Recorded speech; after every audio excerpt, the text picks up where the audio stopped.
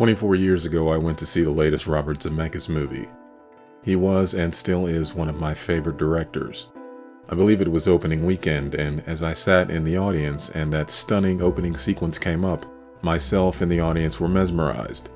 I swear you could hear a pin drop during the later, totally silent portions of that sequence, and basically for the remainder of the film. We sat and watched not only one of the best films of the 90s, but one of the best science fiction movies of all time. Zemeckis had been known for his action and adventure comedies before taking a major left turn in his output with Forrest Gump. While Gump is still considered comedic in nature, it was far more serious, elegant, and emotionally rich than any of his previous films. He had flirted with this style in the love portions of Back to the Future 3, where the subplot of Doc Brown falling in love was handled with a lot more delicacy and subtlety than anything he'd done prior. Gump really pushed this more thoughtful filmmaking approach, and I believe it prepared him to make one of the best films of his career, Contact. Contact is the brainchild of famed astronomer and scientist Carl Sagan. He conceived of Contact as a way to fictionalize what an actual encounter with an alien civilization might entail. He, along with Ann Druyan, wrote a treatment, and over the years, different writers would take various stabs at a screenplay.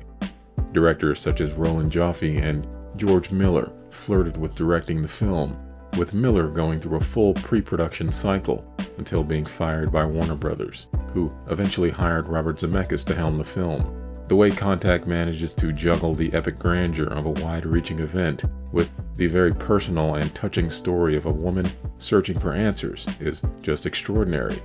This idea of the big and the small being interconnected is perfectly exemplified in the opening sequence, which takes us further and further away from the Earth and past the far reaches of the universe. And we realize this entire sequence was taking place inside the main character of Eleanor Arroway. One would expect a massive shot like this to reveal some godlike presence or massive alien civilization, but instead we realize it was more about Ellie holding the secret of the universe inside of herself, the big and the small perfectly interconnected. And as a character, Dr. Arroway is a fantastic example of someone who has a very easily traceable arc throughout the story. She starts out as a cold, hard, confrontational skeptic, wary of getting too close to others and keeping herself firmly focused on her goals. The idea of God and belief is something as foreign to her as the aliens who've made contact with the human race. By the end, she is passionately espousing the virtues of connectedness and compassion, and more importantly, forced to ask other skeptics who doubt her far-reaching adventure to take a leap of faith and believe her story. Some people, including myself, were initially disappointed in the ending, where Dr. Arroway encounters the image of her father on a celestial beach at the end of her journey. The film had seemingly been building to some massive, close encounters of the third kind like Contact with the aliens who sent the message. It's the kind of sweeping ending one expects from a film that had been going out of its way to showcase the wonders and excitement of an alien encounter. That it took place on a mere beach with the main character's dead father seemed to be the definition of anticlimactic.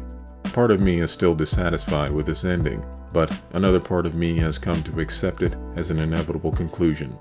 But still, I believe Zemeckis could have kept the skepticism of the public at large and the committee, keeping Arroway's character arc intact, and still had her have the kind of grand encounter with aliens one would expect from a film like this. I personally think Zemeckis went a little too far in the direction of the quote-unquote personal journey angle, and the ending still feels like a bit of a cop-out to me, but I've warmed to it a little over the years.